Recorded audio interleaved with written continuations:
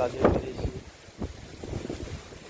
তো গাইস, আমি একটা কাজে বেরিয়েছিলাম, তো বৃষ্টির জন্য হলো না।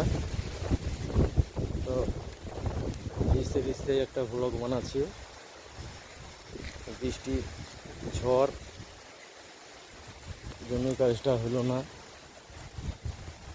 এই আমাদের রোড, ওই দেখা যাচ্ছে জল ট্যাঙ্কি, এই আমার গাড়ি লাগানো। তো গাইস, এই আমাদের জল ট্যাঙ্কি, গাড়ি চালাচ্ছে।